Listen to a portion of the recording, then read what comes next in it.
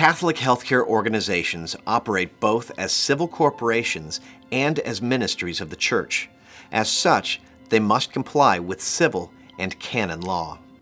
Canon law is a term used to describe the legislation of the Catholic Church. The term canon originally comes from the Greek word meaning a norm, and much of the universal legislation of the Church, and universal means applying everywhere since the Church exists in a large number of nations and societies, is in the current Code of Canon Law promulgated in 1983. And it's complemented by additional norms issued by the Holy Father since that time. And the whole purpose of canon law is to provide for good order in the Church, to provide a church community that is described in an orderly way, to describe its parts, and to provide processes that lead to orderly decision-making and also processes that enable the Church to resolve disputes. Canon law has a theological foundation. The actual doctrinal basis of the Code is, to a certain extent, found in the teachings of the Council, and the Code is kind of a translation of the doctrinal and pastoral statements of the Council into legal terms. Today, a prevalent sponsorship model is called a public juridic person, or PJP for short. PJPs are created by canon law to carry out a work of the Church. Sponsorship is a term that's used to describe the relationship between the canonical obligations of a juridic person and their expression in the civil law documents. A juridic person in canon law is, first of all, a creation of the law. And actually, it resembles a corporation as found in civil society. They are subject to the rights and obligations that are contained in the law, and the rights and obligations of the juridic person are distinct from the individuals who represent it.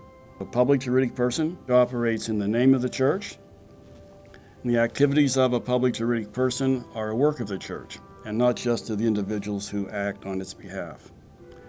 This implies accountability. The property of a public juridic person is considered church property, and it's subject to the canons regulating church property. Sister Concilia Moran, a Sister of Mercy, in the 1970s or so, coined the phrase sponsor and sponsorship to reflect that same reality. One who provides both encouragement and direction, who watches your back and at the same time creates a future.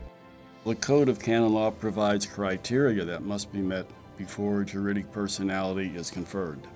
The work of the juridic person must serve a genuinely useful purpose. The juridic person must have the means to achieve its purpose.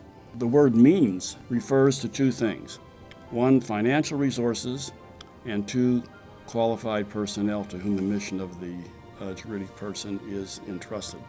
And third, juridic personality is to be conferred for the purpose of promoting some public good in the Church.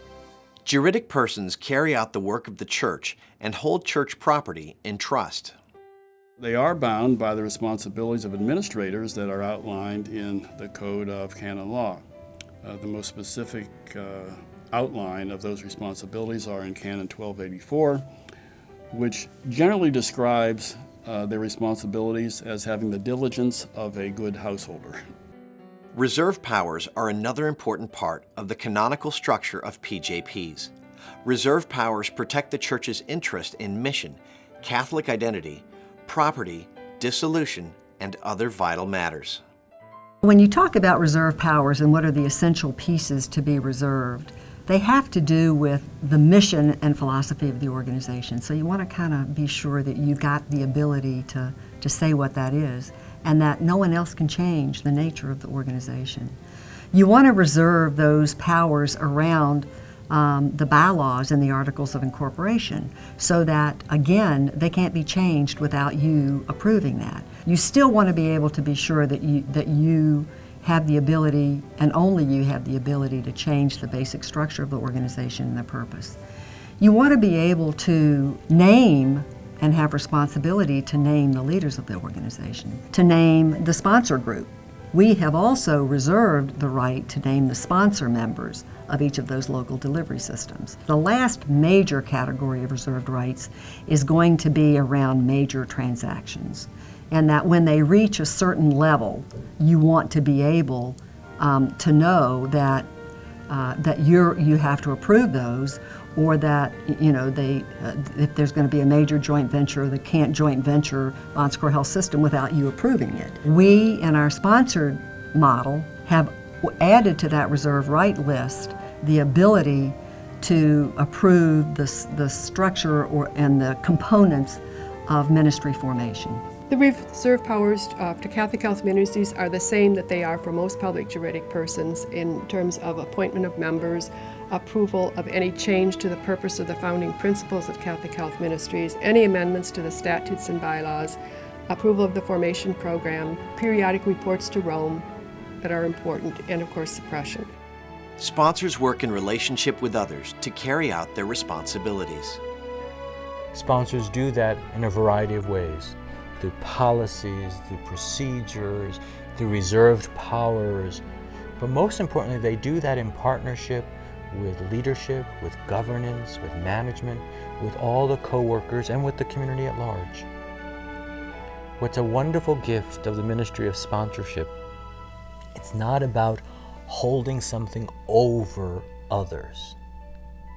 It's about participating with each other to continue this reconciling mission of Jesus.